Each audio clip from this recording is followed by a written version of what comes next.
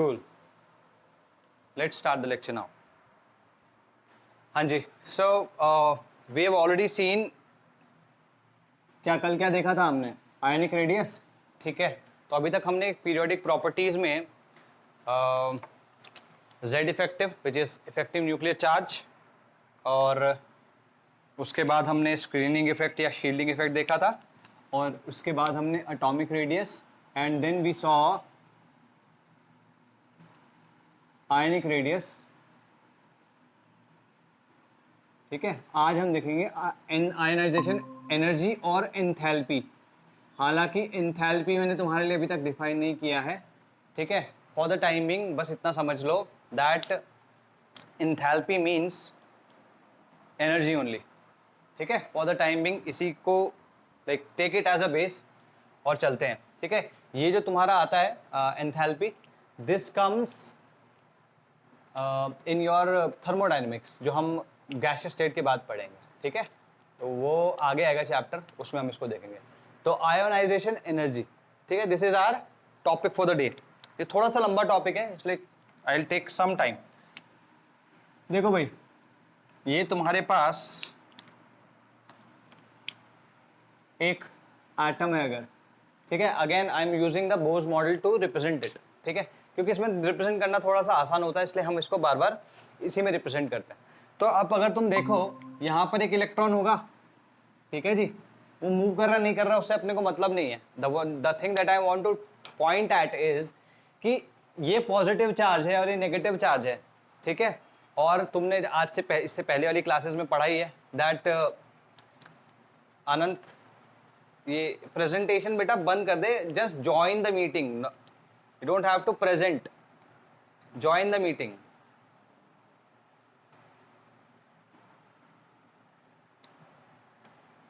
Go out and do not present but join the meeting, ठीक है। remove it। चलो let's take a look at this। तो यहाँ पे पॉजिटिव चार्ज है, नेगेटिव चार्ज है। तुम्हें पता है like charges repel each other, unlike charges attract each other. तो इसका मतलब यहाँ पर कुछ ना कुछ अट्रैक्शन हो रहा होगा इनके बीच में, है ना। अगर मैं उस अट्रैक्शन को लिखना चाहूं तो क्या लिख सकता हूं? ये हम पहले भी देख चुके हैं कि इलेक्ट्रोस्टैटिक फोर्स जो होता है वो हम इस तरीके से रिप्रेजेंट कर सकते हैं। अगर मैं इनके बीच का जो डिस्टेंस है उसे r कहूं तो ये हम इसे इस तरीके से रिप्रेजेंट कर सकते हैं, ठीक है। तो और ये जो फोर्स होगा कैसा होगा? अट्रैक्टिव। फोर्स कैसा होगा? अट्रैक्टिव, ठीक है। क्लियर होगी बात? तो फोर्स क्योंकि अट्रैक्टिव है, फोर्स क्योंकि अट्रैक्टिव है, तो उसको छुड़ाने के लिए, मान लो इस इलेक्ट्रॉन को मुझे निकालना हो, इससे दूर लेके जाना हो, तो मुझे कुछ फोर्स लगाना पड़ेगा, और कुछ फोर्स लगाऊंगा तो कुछ वर्क भी करना पड़ेगा, है ना। और वर्क करूंगा दैट मीन्स मैं उसे एनर्जी दे रहा हूं। क्लियर होगी बात? मतलब अगर मैं किसी, जैसे मान लो दो ऐसे दोस्त हैं, है ना, just to give an analogy, कि अगर दो अच्छे घनिष्ठ मित्र हैं तो उनको उनकी दोस्ती तोड़ने के लिए हमें बहुत सारे एफर्ट्स लगाने पड़ेंगे। सेम वे कि ये इन दोनों के बीच में भी घनिष्ठ मित्रता है, इसको तोड़ने के लिए हम एनर्जी देंगे, ठीक है। तो हमें एनर्जी देनी पड़ेगी, इतना क्लियर हो चुका है, ठीक। अच्छा, अब एनर्जी कैसे देनी है? यहां पर अगर तुम देखो, ये K तो देखो कांस्टेंट है, जो Q1 है वो क्या है? Z इंटू E, हाँ है ना। और ये क्या है? E के बराबर Z, एक्सक्यूज मी, Z जो है वो तुम्हारा एटॉमिक नंबर है, ठीक है। और ZE मतलब basically Z is the number of protons, Z is the charge, तो Q1 is ZE।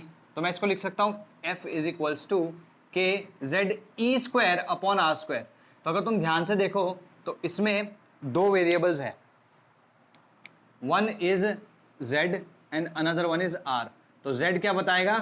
Which atom, भाई कौन सा एटम है, कौन सा एलिमेंट है ना। तो इसका मतलब किस एलिमेंट की बात हो रही है ना, किस एलिमेंट के लिए हम इस फोर्स की या इस एनर्जी की बात कर रहे हैं वो, ठीक है, हमें वो देखना पड़ेगा। अनंत बेटा you don't need to present यार।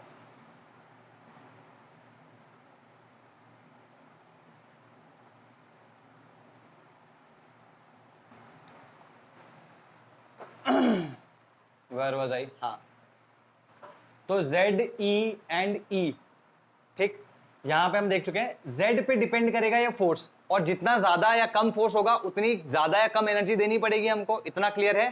ठीक है जी, ठीक। तो यहां पर इस पे डिपेंड करेगा कि कौन सा एलिमेंट है, ठीक। और दूसरा R का मतलब क्या है? डिस्टेंस ऑफ दिस इलेक्ट्रॉन, जो कि हम निकाल रहे हैं, दूर लेके जा रहे हैं न्यूक्लियस से, उस इलेक्ट्रॉन का डिस्टेंस क्या है न्यूक्लियस से। तो न्यूक्लियस से जो डिस्टेंस होता है, न्यूक्लियस से जो डिस्टेंस होता है वो किस पे डिपेंड करता है? न्यूक्लियस से जो डिस्टेंस होता है किस पे डिपेंड करता है? कि कौन से शेल में है या कौन से सब शेल में है, ठीक है ना। अगर फोर्थ शेल में होगा तो वो थर्ड से तो दूर ही होगा ना, ठीक है। तो विच शेल और सब शेल, ठीक है जी, इतना क्लियर रहेगा? Got it? ठीक है जी। तो ये लिखा। अब इसमें देखो, इस इलेक्ट्रॉन को रिमूव करना है, तो रिमूव करके कहां तक लेके जाना है? रिमूव करके इंफिनिटी तक लेके जाना है, रिमूव करके इंफिनिटी तक लेके जाना है, ठीक है, रिमूव करके इंफिनिटी तक लेके जाना है। Got this? किस एटम की बात कर रहे हैं हम? एटम, अब देखो भाई, एटम यूजुअली एक ग्रुप में होगा, है ना। अगर सॉलिड में होगा तो भी ग्रुप में होगा, लिक्विड में होगा तो भी ग्रुप में होगा, ठीक। हम यहां पे बात कर रहे हैं एक गैशियस एटम की, जो कि आइसोलेटेड है, मतलब उस एटम के अलावा और कोई एटम है ही नहीं, ठीक है। तो गैशियस आइसोलेटेड एटम, ध्यान रखना। तो किसको मूव कर रहे हैं वो हमें पता चल जाएगा कि R मतलब कौन सा शेल है, ठीक है। कहां मूव कर रहे हैं? इंफिनिटी तक। और किस एटम से मूव कर रहे हैं? एक गैशियस आइसोलेटेड एटम, ठीक है। तो ये लिखो, इसकी डेफिनेशन लिखो, छोटू से लिखो। सिंस द न्यूक्लियस, डेफिनेशन नहीं मतलब ये इसके बारे में कुछ लिख लो। Since the nucleus and the electron attract each other, since the nucleus and electron attract each other being oppositely charged, attract each other being oppositely charged, there will be attraction between them, there will be attractive force between them, ठीक है ना। attractive force किससे represent किया जाएगा? इससे। फिर इसके बाद तुम ये लिख सकते हो F is equals to kz e square upon r square, ठीक है जी। this attractive force will depend upon This attractive force will depend upon Z. This attractive force will depend upon Z. Z क्या है? Z will show which element, है ना?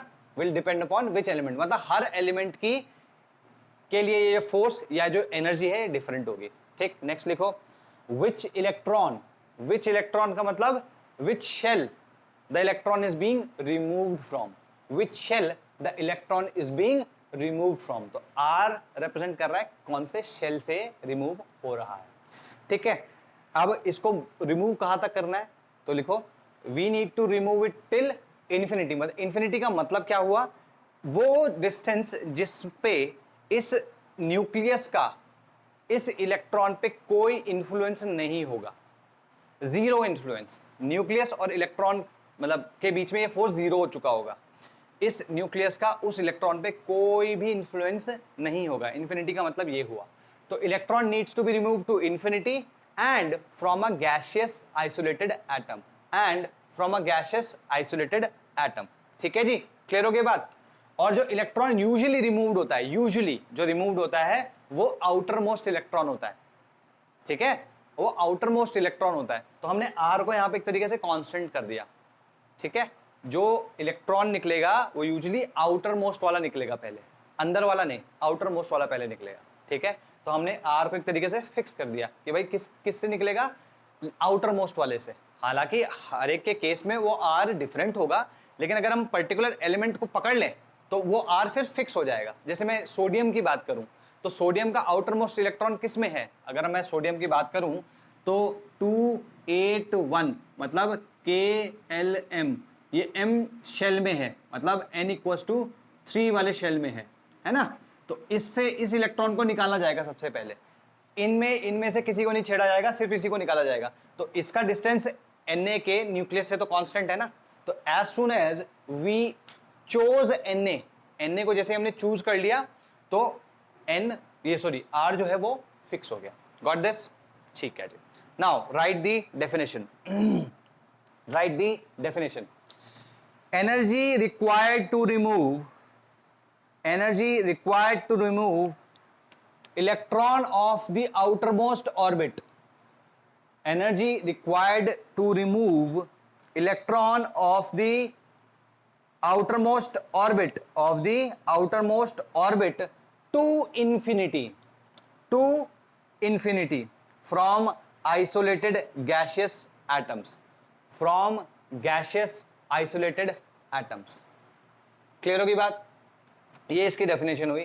ठीक, दूसरी चीज अगर तुम देखो यहां पर, ये मैंने एक एटम के लेवल पे ही डिफाइन कर ली है, ठीक है। तो इसलिए इस प्रॉपर्टी को क्या कहा जाता है? Atomic periodic property. ठीक है जी, क्लियर हो गई बात? चलो नेक्स्ट, अगर इसी चीज को मैं रिप्रेजेंट करूं, यहां पर अगर तुम देखो जो मैंने डेफिनेशन लिखाई है, ये क्या होगा? गैसियस फॉर्म में है, इसका क्या बनना है? आयन बनना है प्लस इलेक्ट्रॉन। ठीक है, ये भी गैसियस है, ये भी गैसियस है, ठीक है। तो इसको लिख सकते हो गैसियस आइसोलेटेड, ठीक है, gaseous isolated atom and this is the ion. Clear होगी बात? और इसके देखो, क्योंकि अब एक इस चीज की भी ऊपर बात कर लेते हैं, हमने अट्रैक्टिव फोर्स, तो हम जोर लगाएंगे, हम उस पर एनर्जी लगाएंगे, एनर्जी बेसिकली इसको देनी पड़ेगी तब जाके इलेक्ट्रॉन बाहर निकलेगा। तो एनर्जी देने वाले के लिए हम, अगर मैं इस रिएक्शन के अबाउट जो एनर्जी चेंज है उसको डेल्टा एच से रिप्रेजेंट करूं। डेल्टा एच क्या कहता है? चेंज इन एंथैल्पी या एंथैल्पी चेंज। एंथैल्पी को मैंने क्या कहा? अभी के लिए एनर्जी ही मानो। तो एनर्जी चेंज, इस रिएक्शन के लिए कुछ एनर्जी चेंज होगा। तो भाई अगर रिएक्शन में एनर्जी चेंज हो रहा है तो वो या तो एनर्जी इंक्रीज, मतलब एनर्जी देनी पड़ेगी, या वो रिएक्शन एनर्जी देगी। मतलब या तो हमको देनी पड़ेगी या हमको मिल जाएगी, या रिएक्शन के टर्म्स में देखे या रिएक्शन के पर्सपेक्टिव से देखे, या तो रिएक्शन एनर्जी देगी या रिएक्शन एनर्जी लेगी। यही तो दो पॉसिबिलिटीज है ना, या तो एनर्जी देगी या एनर्जी लेगी। ठीक है, तो अगर एनर्जी देगी तो हम कहते हैं delta H is negative, energy released, energy released. ठीक है, और अगर एनर्जी एब्जॉर्ब करी, इस रिएक्शन ने एनर्जी एब्जॉर्ब करी, तो हम कहेंगे डेल्टा एच इज पॉजिटिव, और इसको बोलेंगे एनर्जी एब्जॉर्ब्ड। ठीक है, इसका एक नाम होता है जिसको हम कहते हैं एक्सोथर्मिक, और इसका एक नाम होता है जिसको हम कहते हैं एंडोथर्मिक। ठीक है बेटा, ये हालांकि ये बिल्कुल नए से शायद लग रहे हो, मुझे लगता है तुमने पिछले वाली क्लासेस में पढ़ा ही होगा, बट ये जो पर्टिकुलर पार्ट है इसको इतना ही बेसिक मानो अभी के लिए, क्योंकि ये इसको मैं अच्छे से डील करूंगा थर्मोडायनेमिक्स में। ठीक, तो अगर किसी रिएक्शन से देखो एनर्जी तो निकलेगी ना, एनर्जी का कुछ ना कुछ एक्सचेंज तो होगा, निकलेगी नहीं, एनर्जी का कुछ तो कुछ एक्सचेंज होगा। वो एक्सचेंज कैसा हो सकता है? नेगेटिव, मतलब एनर्जी रिलीज हुई, उसको एक्सोथर्मिक कहेंगे, या फिर एनर्जी एब्जॉर्ब हुई, डेल्टा एच को पॉजिटिव कहेंगे, उसे एंडोथर्मिक कहेंगे। यहां पर क्या हुआ? हमें इलेक्ट्रॉन को निकालने के लिए एनर्जी देनी पड़ रही है, मतलब वो ये जो रिएक्शन है इसने एनर्जी एब्जॉर्ब करी है। हम अगर दे रहे हैं तो रिएक्शन एनर्जी एब्जॉर्ब कर रही है, अगर रिएक्शन एनर्जी देगी मतलब रिलीज करेगी तो हम एनर्जी लेंगे, हम मतलब दी सराउंडिंग बेसिकली। ठीक है, ओके, सो यहां पर इस केस में डेल्टा एच जो है वो इन पर्टिकुलरली पॉजिटिव है, डेल्टा एच जो है वो इन पर्टिकुलरली पॉजिटिव है। तो ये चीज लिख सकते हो that ionisation enthalpy is invariably positive. Ionisation enthalpy is invariably positive, हमेशा एनर्जी देनी पड़ेगी इस इलेक्ट्रॉन को बाहर निकालने के लिए। क्लियर होगी ये बात? ठीक है जी, अब आगे की बात करते हैं भाई। ठीक है, यूनिट्स देखो, यूनिट्स क्या है इसमें? यूनिट्स इसकी काफ़ी सारी हो सकती हैं, लेकिन मैं यहाँ 3 ही डिस्कस कर रहा हूँ जो कि इंपॉर्टेंट है। देखो भाई, एक एटम के रिस्पेक्ट में हमने इसको डिफाइन किया, और एटॉमिक लेवल पे जो एनर्जी की यूनिट होती है वो इलेक्ट्रॉन वोल्ट होती है, क्योंकि बहुत छोटी यूनिट है ना। तो अगर इसकी यूनिट देखी जाएगी तो इलेक्ट्रॉन वोल्ट पर एटम आएगी। ठीक है, क्लियर होगी भाई बात? Electron volt per atom, got it? Electron volt क्या होता है? 1 इलेक्ट्रॉन वोल्ट इज, मैं दोबारा से बता रहा हूँ, 1.6 इंटू 10⁻⁻19 जूल्स। ठीक है, और अगर मैं इसको किलो जूल में लिखना चाहूँ तो मैं किलो जूल पर मोल कर सकता हूँ या किलो कैलोरी पर मोल कर सकता हूँ, और 1 electron volt per atom is equals to 1 kilo joule per mole. Sorry 1 नहीं, 96। ये हम पिछले चैप्टर में ऑलरेडी देख चुके हैं। ठीक है, आई थिंक काफ़ी सारे लोग बाय बाय हो गए, कोई बात नहीं, उनके लिए तो रिकॉर्ड हो ही रहा है lecture. Got it? 1 electron volt. ठीक है जी, तो ये तुम नोट डाउन कर लो, और अगर नोट डाउन नहीं किया है तो इसका स्क्रीनशॉट ले लो। ठीक है जी, गॉट इट?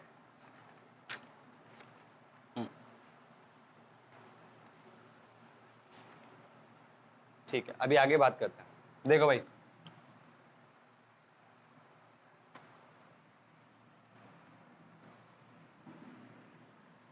ये मिटा रहा हूं मैं इधर।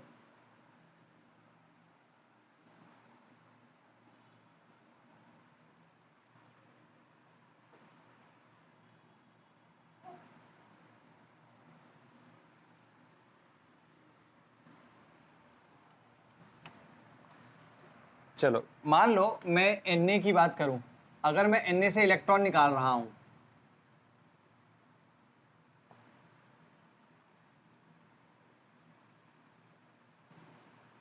अगर ऐसा कुछ है, ध्यान से देखो, अगर ऐसा कुछ है तो क्या मैं कह सकता हूं कि ये इस रिएक्शन के अबाउट या इस प्रोसेस के अबाउट जो एनर्जी चेंज होगा मैं उसको आयनाइजेशन एंथैल्पी बोल सकता हूं?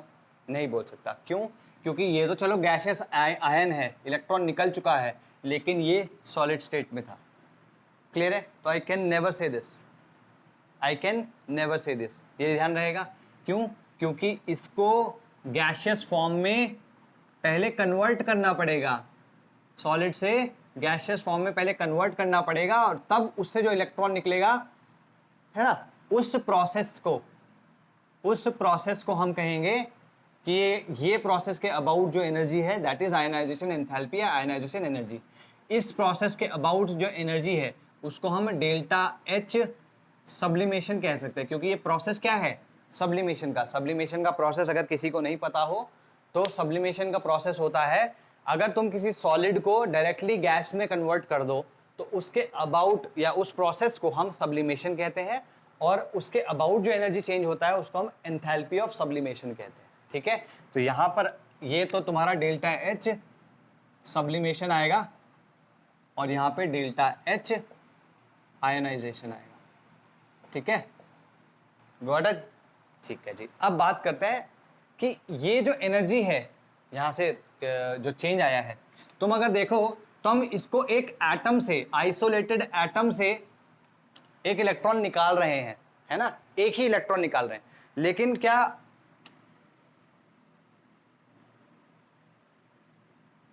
ये हमारे पास नहीं होता है क्या? या ये कभी तुमने देखा नहीं क्या? ये तो होता है ना, वी नो दैट कि Mg जो है Mg2+ बनाता है।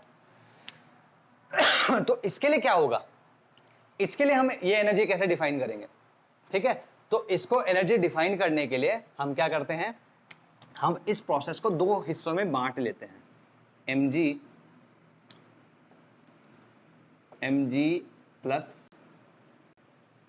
Plus electron. फिर इसमें से, मतलब पहले स्टेप में तुमने एक इलेक्ट्रॉन निकाल दिया, और फिर इस वाले से नेक्स्ट स्टेप में तुमने एक और इलेक्ट्रॉन निकाल लिया। अगर मैं इन दोनों को ऐड करूं तो जो ऊपर लिखा है वही आएगा कि नहीं आएगा? ठीक है, जो ऊपर लिखा है वो आएगा कि नहीं आएगा? तो इस प्रोसेस को मैंने 2 हिस्सों में बांट दिया। ठीक है जी, मैंने कहा कि ये जो प्रोसेस हुआ है फर्स्ट वाला, इसके अक्रॉस जो आयनाइजेशन की एंथैल्पी है उसको मैं बोलूंगा फर्स्ट आयनाइजेशन एंथैल्पी। इसे मैं बोलूंगा फर्स्ट आयनाइजेशन एंथैल्पी। ठीक, ये क्या है, +1 आयनाइजेशन से +2 आयनाइजेशन में जा रहा है, इसको मैं कहूंगा IE2। ठीक है, मान लो ऐसा हो जाए कि किसी में M2+, ये Mg नहीं है, ध्यान रखना, M2+ से मैं M3+ में लेके आ रहा हूं, ठीक है ना, तो यहां पे भी एक इलेक्ट्रॉन का चेंज है, इसके अबाउट जो एंथैल्पी चेंज होगा उसको मैं कहूंगा थर्ड आयनाइजेशन एंथैल्पी। क्लियर है, समझ में आ रहा है ना, सिंपल सा है भाई। जब हम एटम से निकाल रहे हैं एक इलेक्ट्रॉन तो फर्स्ट आयनाइजेशन एनर्जी पहली है ना, पहले इलेक्ट्रॉन को निकाल रहे हो, ये कौन सा इलेक्ट्रॉन निकला, दूसरा इलेक्ट्रॉन निकला तो सेकेंड आयनाइजेशन एनर्जी, तीसरा इलेक्ट्रॉन निकला तो थर्ड, ऐसी फोर्थ फिफ्थ। हालांकि फोर्थ फिफ्थ सिक्स कुछ भी हो सकती है, लेकिन हम इन तीनों की ही बात करते हैं क्योंकि ये फिर भी मैनेजेबल होती हैं। अगर तुम फोर्थ फिफ्थ पे चले जाओगे तो बहुत ही ज्यादा the ionization enthalpy is very very high. ठीक है, तो पॉसिबल ही नहीं हो पाती, उतनी एनर्जी मिल ही नहीं पाती, तो हम यहां तक ही बात करते हैं। ठीक है, तो इस सबको हटा के, इसको हटा के, ये तो पिछले वाले का पार्ट है, हेडिंग डालो successive ionization enthalpies, successive ionization enthalpies. और इसमें इंस्टेड ऑफ, ये तो एग्जांपल चाहे तुम नोट कर लेना, सक्सेसिव के नीचे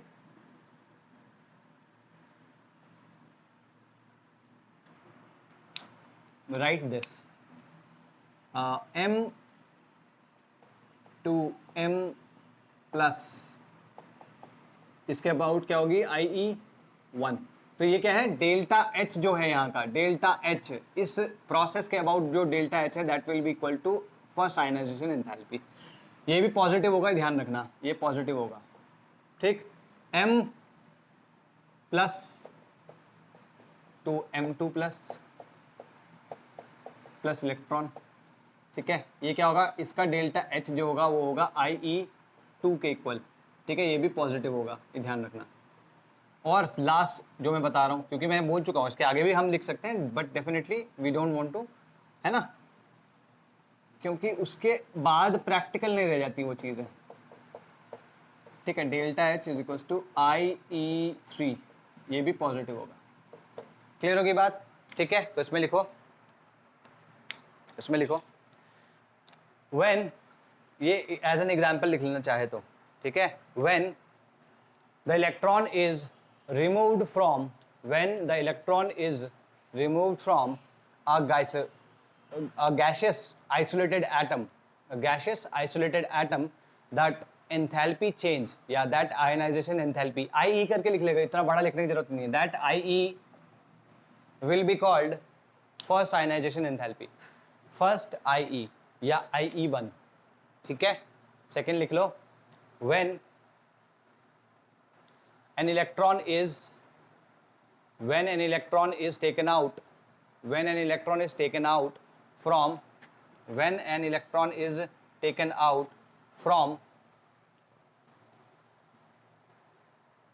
a unipositive ion, unipositive gaseous ion, the ionization enthalpy is second ionization enthalpy, मतलब IE2।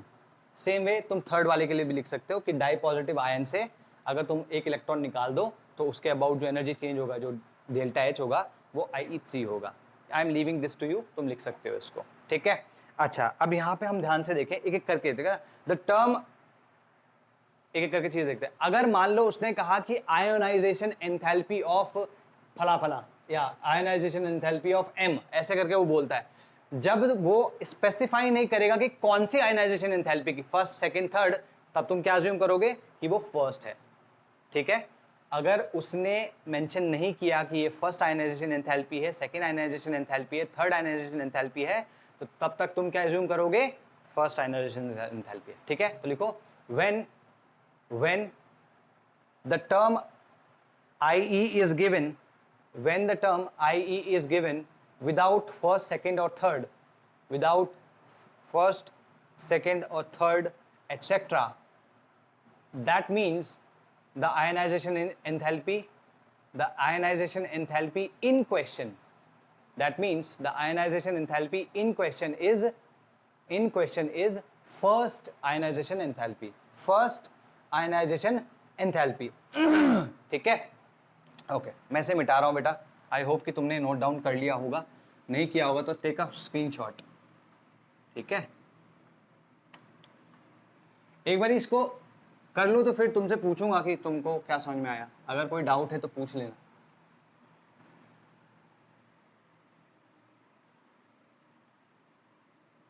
इसमें जो हमारे पास आता है वो ये है कि IE1 will always be less than IE2 will always be less than IE3.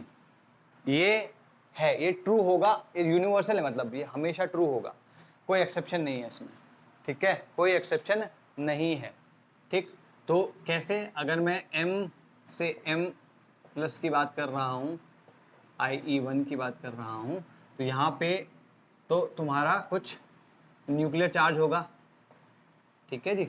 अच्छा, अगर मैं m प्लस की बात करूँ और m2 प्लस की बात करूँ, है ना, तो इसके अबाउट जो एनर्जी होगी वो IE2 होगी. तो अगर तुम ध्यान से देखो, यहाँ पे आयन बन चुका है, m से m प्लस बन चुका है. अच्छा, m का अगर z इफेक्टिव 1 है तो m प्लस का कितना होगा, z इफेक्टिव 2, समझ लो. तो z इफेक्टिव 2 जो होगा हमेशा ग्रेटर होगा z इफेक्टिव 1 से. ये हमने पहले भी देखा है आयनिक रेडियस में या आयंस पे, हमने देखा था कि भाई z इफेक्टिव जो होता है वो आयंस का हायर होता है. किसका, कैटायंस का, नॉट एनायंस का. कैटायंस का z इफेक्टिव हायर होता है. क्यों होता है, दोबारा से बता रहा हूँ कि भाई देखो, इलेक्ट्रॉन निकाल दिया तो इलेक्ट्रॉन क्राउड अभी कम हो गया, और जो न्यूक्लियस का पुल है वो पर इलेक्ट्रॉन बढ़ चुका है.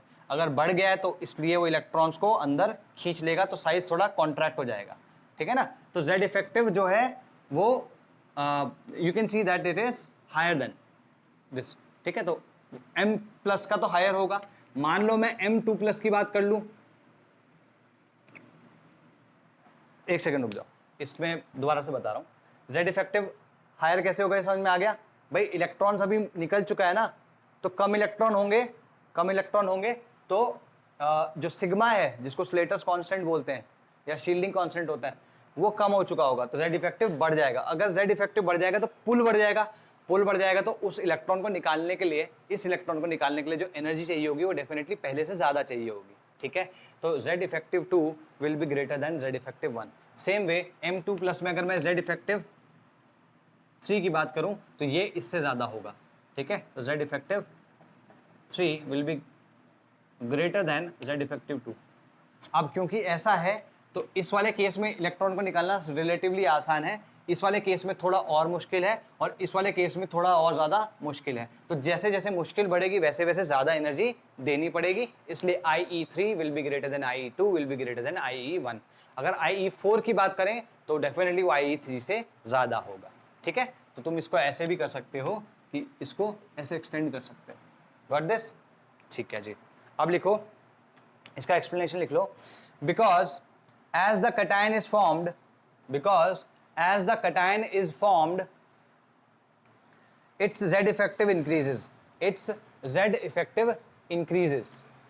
ठीक है, its z effective increases, and higher charge means higher z effective. Higher charge means higher z effective. ठीक है ना, ये हम देख चुके हैं. इस वाले के केस में z इफेक्टिव ज्यादा है एज कम्पेयर टू दिस. इसका कम चार्ज है, इसका ज्यादा चार्ज है. ठीक है, ये हम कैटायंस के इसमें बात कर रहे हैं. ठीक है, therefore it will be more difficult to take an electron. It will be more difficult to take an electron from an ion than an atom. That means it will be, या therefore it will be more difficult to take an electron from an ion than from an atom. ठीक है ना, ion से निकालना मुश्किल होगा than an atom. ठीक है, that means IE1 is less than IE2. लिखो then again, and it will be even more difficult to take an electron. It will be even more difficult to take an electron from an ion from an ion of higher charge, from an ion of higher charge than lower charge. तो इससे electron निकालने से ज्यादा difficult होगा, है ना? इस case में ज्यादा डिफिकल्ट होगा इस केस से. Got this?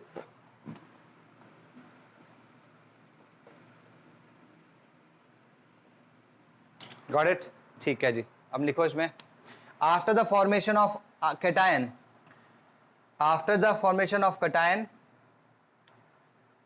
after the formation of cation, it is difficult to remove electron, it is difficult to remove an electron because of increased Z effective,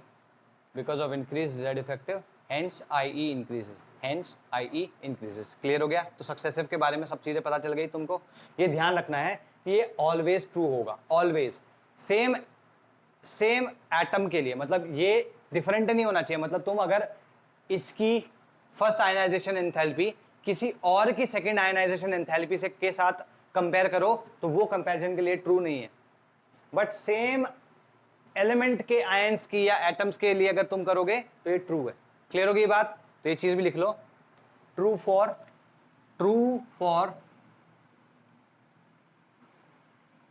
for atoms or ions of the same element,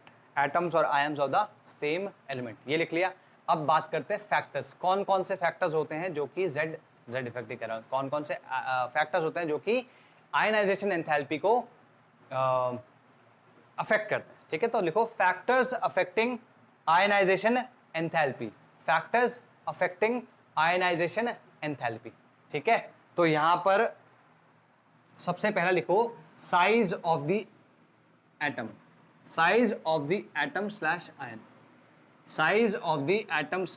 /ion.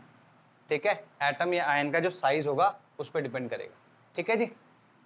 तो या फिर तुम उसको atomic radius भी कह सकते हो. Size of an atom की जगह तुम इसको एटॉमिक रेडियस भी कह सकते हो. ठीक है, तो मैं यहाँ पे सीधे सीधे लिख रहा हूँ कि IE is directly proportional to 1 size और एटॉमिक रेडियस, ऐसे लिख सकते हो तुम.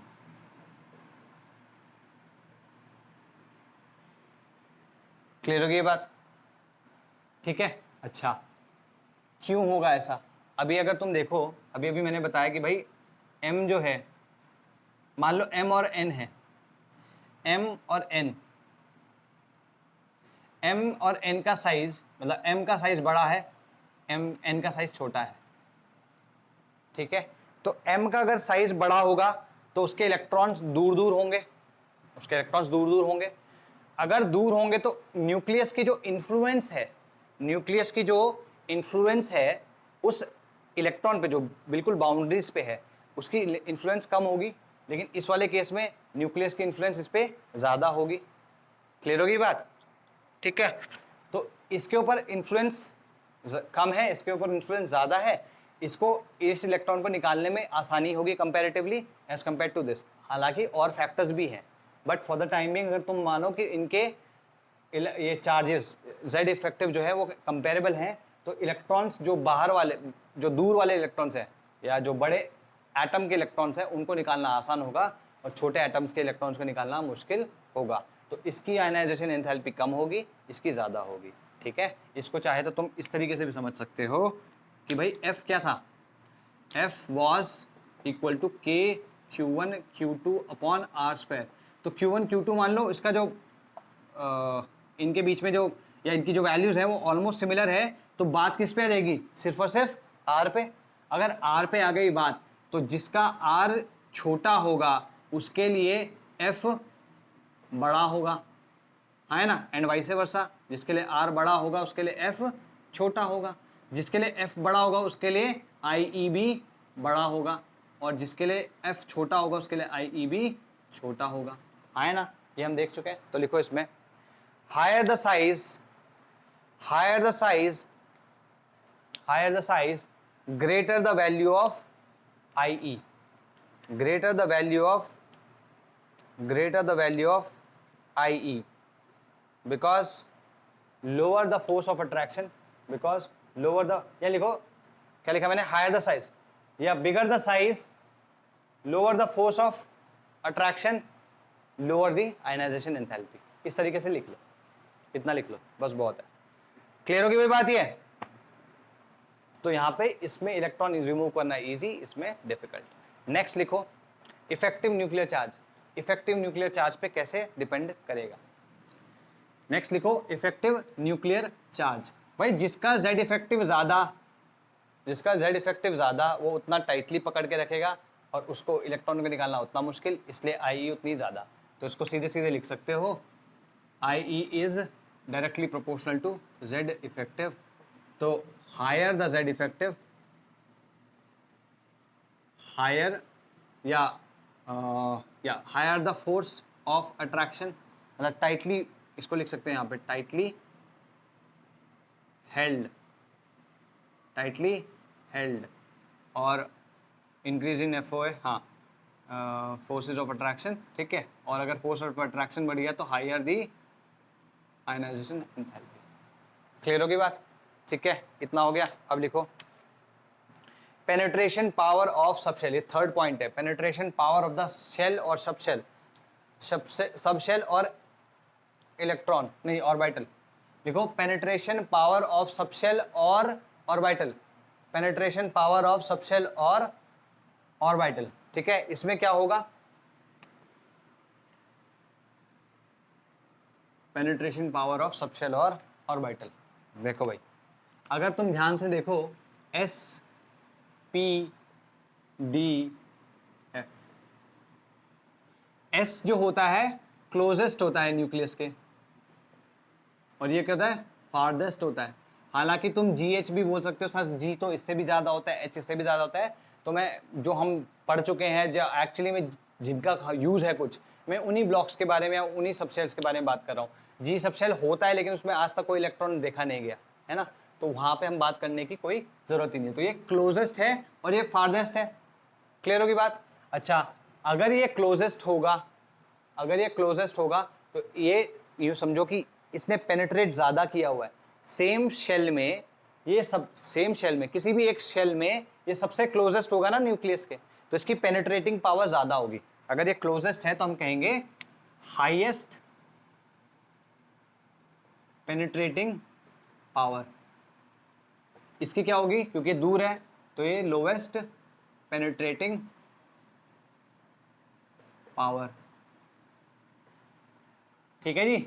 Highest penetrating power, lowest penetrating power, got it. और जिसकी हाईएस्ट, देखो ये क्लोजेस्ट है तो इस पे जो न्यूक्लियस का पुल होगा वो डेफिनेटली ज्यादा होगा इसके इलेक्ट्रॉन्स पे रादर देन एफ वाले इलेक्ट्रॉन पे, है ना। मतलब अगर मैं 4s की बात करूं और 4f की बात करूं, एग्जांपल के लिए मैं 4s की बात कर रहा हूं और यहां पे 4f की बात कर रहा हूं, तो 4s के इलेक्ट्रॉन्स पे जो पुल होगा न्यूक्लियस का वो डेफिनेटली ज्यादा होगा as compared to 4f electrons.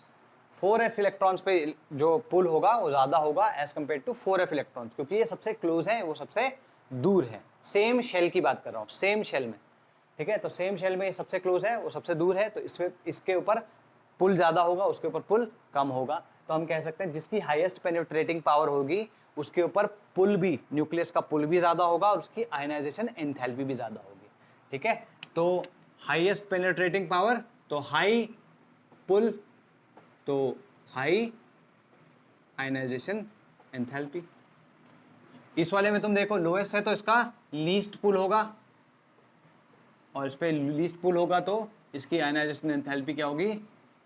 Least, ठीक है। क्लियर होगी बात? तो इसमें लिख लो the closest electron to the nucleus, the closer the electron to the nucleus, the closer the electron to the nucleus, the more penetrating power it has, the more penetrating power it has, ठीक है।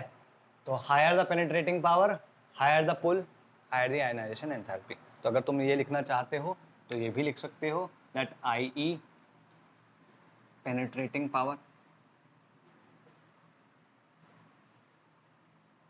या फिर closeness,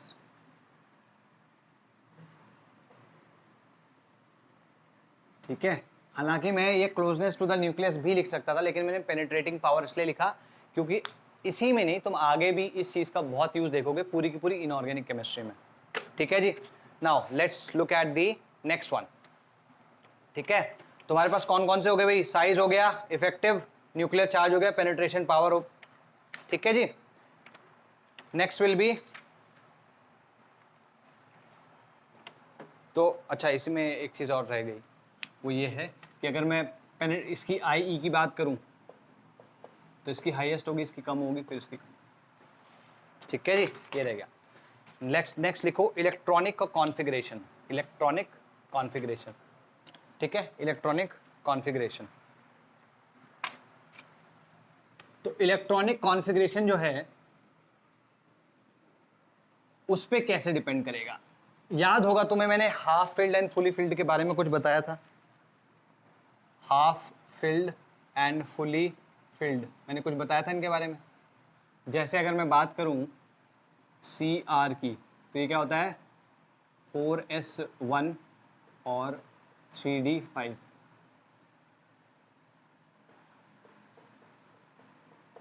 ये जो यहाँ पे half filled orbital है या हाफ फील्ड कॉन्फ़िगरेशन है इसका सबशेल का, ये काफ़ी स्टेबल होता है, इसको डिस्टर्ब करना मुश्किल होगा। ठीक है ना? अच्छा, इसी तरीके से अगर मैं फुली फिल्ड की बात करूँ, लेट्स से Zn की बात करते हैं, तो Zn में क्या है?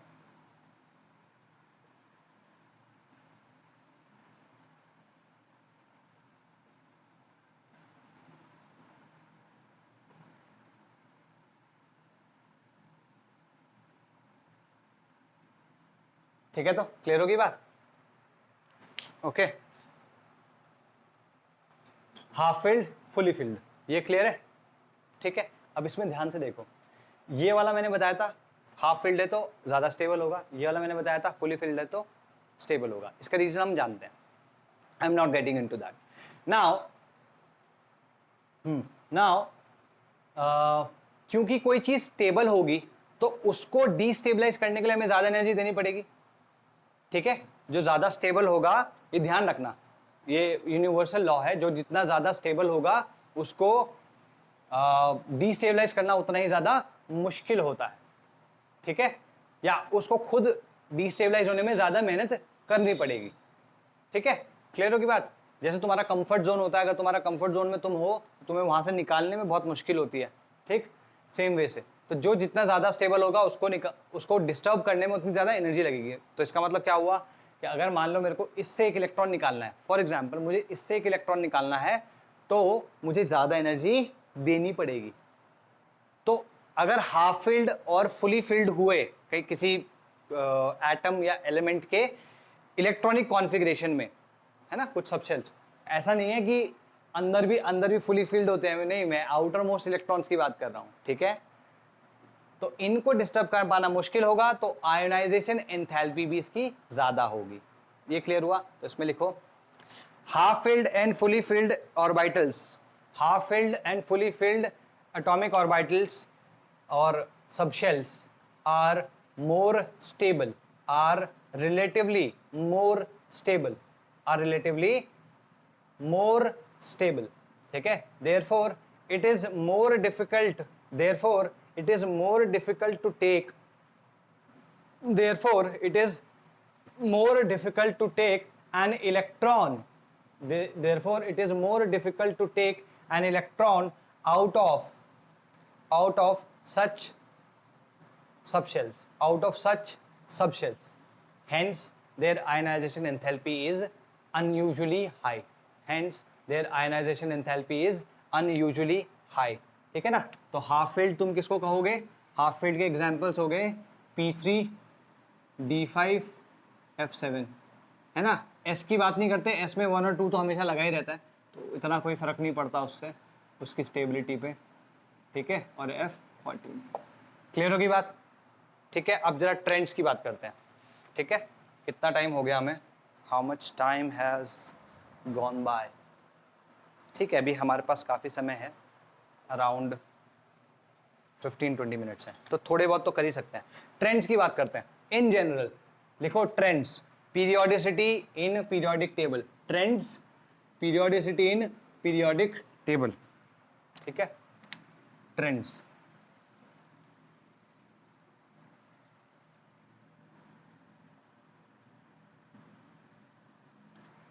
तो ट्रेंड्स हम पीरियड और ग्रुप दोनों में करेंगे। तो पीरियड पे देखो पहले, पीरियड में क्या होता है भाई, लेफ्ट टू राइट होता है। लेफ्ट टू राइट क्या होता है, जेड इफेक्टिव क्या करता है भाई, इंक्रीज करता है। अगर जेड इफेक्टिव इंक्रीज करेगा तो आयनाइजेशन एंथैल्पी क्या करेगी, इंक्रीज करेगी। तो ये इन जनरल बोल रहा हूं, हालांकि इसमें बीच बीच में कहीं कहीं पे एक्सेप्शंस आएंगे और वो सारे के सारे एक्सेप्शंस मैं तुम्हें बता दूंगा, ठीक है, एक एक करके देखेंगे। इन जनरल अगर तुम लेफ्ट टू राइट जाओगे तो आयनाइजेशन एंथैल्पी शुड इंक्रीज। अच्छा, ग्रुप पे अगर देखो top to bottom, top to bottom अगर तुम देखो जेड इफेक्टिव क्या होता है, ऑलमोस्ट कांस्टेंट होता है ना। तो क्या होगा, आई ई, अच्छा ठीक है, जेड इफेक्टिव तो कांस्टेंट होता है लेकिन साइज क्या करता है, साइज इंक्रीज करता है, बट साइज इंक्रीजेस, और साइज के इनवर्सली प्रोपोर्शनल होता है, साइज इंक्रीज करेगा तो आई ई डिक्रीज करेगा। क्लियर होगी भाई बात, ठीक है। तो इसमें लिख दो, from left to right in a period, from left to right in a period I E increases, I E increases, therefore highest ionization enthalpy, highest IE will be that of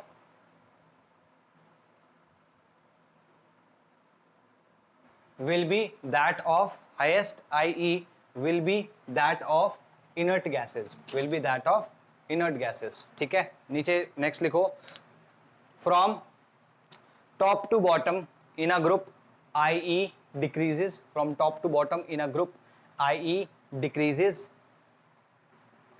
ठीक है। it will be least for the last element of each group, it will be least for the last element of each group। तो अगर मैं तुम्हें इसका example दूं तो तुम्हारे जैसे एन ई है, तो सेकेंड पीरियड में या P2 में अगर तुम बात करो तो Ne की सबसे ज़्यादा आयनाइजेशन एंथैल्पी होनी चाहिए P2 में, ठीक है जी।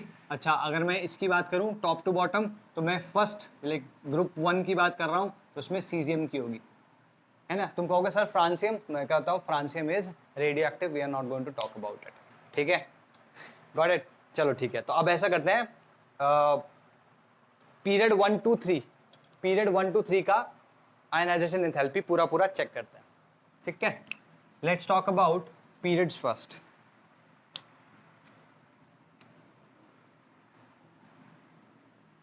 ठीक है जी, अब एग्जाम्पल के तौर पे P1 देखते हैं, P1, P2, P3। यहाँ पे क्या है, H है और He है, ये तो सिंपल दिख रहा है भाई, इसमें एक इलेक्ट्रॉन है, इसमें 2 है, और ये इनर्ट गैस भी है, तो इनर्ट गैस है तो इसकी डेफिनेटली ज़्यादा होगी, तो इसमें कोई तो शक ही नहीं है। अब यहाँ पे अगर तुम देखो पीरियड है तो कहाँ से शुरू हो रहा है, लिथियम, बेरिलियम, बोरॉन, और lithium, beryllium, boron, carbon, nitrogen, oxygen, fluorine. Ne का तो तुम जानते हो कि Ne डेफिनेटली सबसे ज़्यादा होगा, गॉट इट। अच्छा, हम कह चुके हैं कि Z इफेक्टिव इंक्रीज कर रहा है तो IE इंक्रीज करेगा, तो इधर जाते जाते IE क्या करना चाहिए, इंक्रीज करना चाहिए, हाँ है ना, ठीक है जी। अच्छा, तो ऐसे तो देखने पे क्या होना चाहिए, ये आना चाहिए, लेकिन ये इनकरेक्ट है। कहाँ पे, यहाँ पे और यहाँ पे। क्यों, क्योंकि अगर तुम इसको देखो तो ये क्या है 2s2, और ये क्या है 2p3, ये क्या है फुली फिल्ड है और ये हाफ फिल्ड है। क्लियर होगी बात, ये फुली फिल्ड है और ये हाफ फिल्ड है। तो अगर तुम इसको डिस्टर्ब करोगे तो तुम्हें एनर्जी थोड़ी सी ज़्यादा देनी पड़ेगी।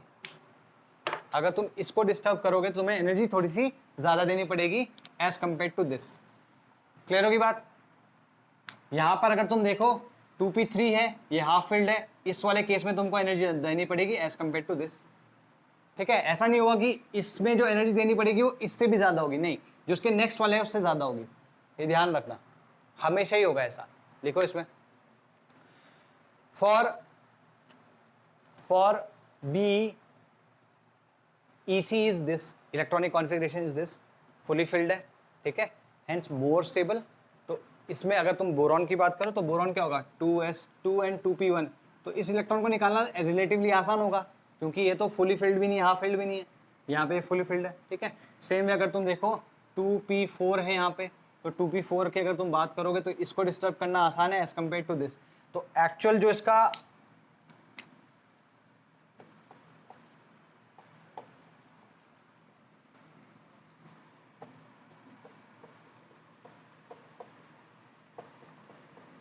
ये इसका वेरिएशन होगा, ठीक है। तो इसमें लिख लो बस कि हाँ ठीक है, इतना ये तो अपने आप से लिख सकते हो चाहे हो तो, ठीक है। अच्छा नेक्स्ट है हमारा P3 में देख लो, P3 में क्या होगा, मैं डायरेक्टली लिख रहा हूँ अब। P3 में भी यही दो जगह पे होगा Mg और Al, ठीक है। तो मैं सीधे सीधे लिख रहा हूँ NaAl Mg, SiS phosphorus chlorine argon, ठीक है। तो क्लियर होगी, तो ये पीरियड में तुमको पता चल गया। अब लेट्स टॉक अबाउट तुम्हारा क्या कहते हैं इसे, ग्रुप्स की बात करते हैं, ठीक है। ग्रुप में तुम्हारा ग्रुप 1 क्या है, ग्रुप 1 इज, नीचे लिख लेते हैं चलो, ग्रुप की बात करते हैं G1, ठीक है। G1 में अगर तुम देखो तो लिथियम, सोडियम, के, Rb एंड CS, ठीक है। तो तुम देख रहे हो कि यहाँ पे नीचे जाते जाते क्या होगा, दिस शुड डिक्रीज, है ना।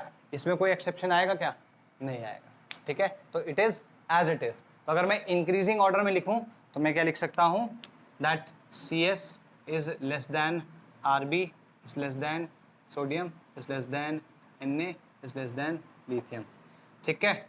और नेक्स्ट अगर मैं G2 की बात करूं तो G2 में मैं डायरेक्टली लिख रहा हूं, ठीक है, बेरियम, स्ट्रॉन्टियम, कैल्शियम और मैग्नीशियम एंड देन बेरिलियम, ठीक है। तो तुम्हारे 2 पीरियड और 3 पीरियड और 2 ग्रुप हो गए, ठीक है। अब इसके बारे में कुछ ऑब्जर्वेशंस देखो, यहाँ पे अगर तुम ध्यान से देखो तो इसकी लीस्ट है, इस वाले पीरियड में इसकी लीस्ट है, और इसके ग्रुप में चले जाओ तो इसमें इसकी लीस्ट, मतलब ये लीस्ट होते हुए भी इन सब में सबसे ज्यादा है ना। तो तुम अगर देखोगे तो जो लोवेस्ट आयनाइजेशन एंथैल्पी होगी वो सीजियम की होगी। तो लिखो lowest ionization enthalpy is of caesium, या caesium has lowest ionization enthalpy minimum, है ना। That's why it is used in photocells, ठीक है। और अगर तुमसे पूछा जाए कि हाईएस्ट किस में होगी, तो देखो हाईएस्ट हम कहते हैं किसी भी पीरियड में तुम्हारे क्या बोलते हैं इनको, किसी भी पीरियड में तुम्हारे इनर्ट गैसेस की होती है ना, किसी भी पीरियड में। तो इसका मतलब कंपटीशन किन किन के बीच में होगा, इनर्ट गैसेस, और डाउन द ग्रुप जाते हुए IE डिक्रीज करती है, इसका मतलब अप द ग्रुप जाते हुए इंक्रीज करनी चाहिए। तो हाईएस्ट कौन सा है, हीलियम, है ना। तो हीलियम की हाईएस्ट आयनाइजेशन एंथैल्पी होगी इन द पीरियोडिक टेबल, ठीक है। तो लिखो He has highest ionization enthalpy in the periodic table, ठीक है। ओके, नाउ लेट्स कंपेयर, कुछ एग्जांपल्स अब कर रहा हूं, ये एग्जांपल्स ही हैं सारे, है ना। अब इसको कंपेयर करते हैं ऑक्सीजन और नाइट्रोजन की आयनाइजेशन एंथैल्पीज, ठीक है जी। ऑक्सीजन आयनाइजेशन, ये नाइट्रोजन, ठीक है, ये नाइट्रोजन हो गया और ये ऑक्सीजन हो गया। अगर नाइट्रोजन है और ऑक्सीजन है तो इसका मैं अगर लिखना चाहूँ तो क्या होगा, 2p3 आएगा, 2s2, ये क्या होगा 2s2, 2p4, ठीक है। मान लो ये चेंज हो रहा है N+ में, N+ में चेंज हो रहा है ये, ठीक है, ये O+ में चेंज हो रहा है, क्लियर है, ये O+ में चेंज हो रहा है। तो यहाँ से एक इलेक्ट्रॉन लूज कर रहा है, अभी इसका क्या हो जाएगा 2s2 2p2, इसका क्या हो जाएगा 2s2 2p3। तो यहाँ पर अगर हम देखें इसके केस में, यहाँ पर इलेक्ट्रॉन निकालना इसमें आसान था क्योंकि इसका फुली फिल्ड या हाफ फिल्ड में से कोई नहीं था, इसका हाफ फिल्ड है, इसका ज़्यादा स्टेबल था, इसको तोड़ने के लिए ज़्यादा एनर्जी देनी पड़ेगी। तो इस केस में अगर तुम्हें कहूँ तो IE1 of nitrogen is greater than IE1 of oxygen. ठीक है, क्लियर हुई ये बात? और ये तुम्हारा ठीक है, यहां पे हो गया। अच्छा, अब अगर मैं तुमसे पूछूं कि इसको अगर तुम कन्वर्ट कर रहे हो इसमें, इसको कन्वर्ट कर रहे हो इसमें, मतलब पॉजिटिव चार्ज से डबल पॉजिटिव बना रहे हो, मोनो पॉजिटिव से डाई पॉजिटिव, मोनो पॉजिटिव से डाई पॉजिटिव, एक एक इलेक्ट्रॉन अभी निकाल रहे हो। तो इस केस में तुम इलेक्ट्रॉन किससे निकाल रहे हो? P2 से। ठीक है, तो इससे इलेक्ट्रॉन निकालना उतना मुश्किल नहीं होगा, लेकिन यहाँ P3 से निकाल रहे हो, तो ये अभी स्टेबल कॉन्फ़िगरेशन है। इससे इलेक्ट्रॉन निकालना, अगर इससे इलेक्ट्रॉन निकालोगे तो मुश्किल रहेगा, इससे इलेक्ट्रॉन निकालोगे तो मुश्किल रहेगा। ठीक है, इसका मतलब क्या हुआ? इस केस में IE2, ये IE2 है ना, of N will be less than that of IE2 of O। ठीक, क्लियर होगी ये बात? तो आई थिंक अभी के लिए अपन इसको यहीं पे छोड़ सकते हैं, क्योंकि ट्रेंड्स तो काफ़ी सारे हैं और भी कुछ क्वेश्चंस और कराऊंगा, और 2-3 चीज़ें हैं वो कल कराते हैं। ठीक है, अच्छा, इसके साथ में कल फिर हम इलेक्ट्रॉन गेन एंथैल्पी भी कर लेंगे। कितना टाइम हो गया एग्जैक्टली? ठीक है, मैं 5 मिनट दे रहा हूँ बेटा, 5 मिनट में तुम पूछ सकते हो क्या क्या तुम्हारे डाउट्स हैं। ठीक है, मैं इसको ऑन कर रहा हूँ, 1 सेकेंड, हाँ, just give me a minute.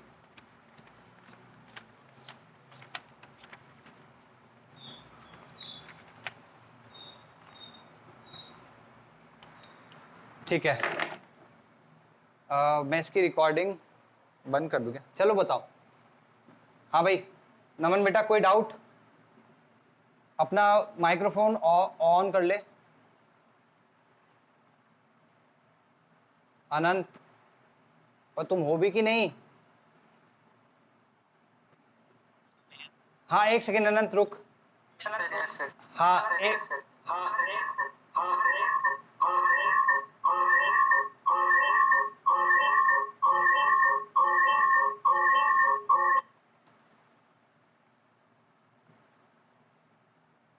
एक सेकेंड रुको।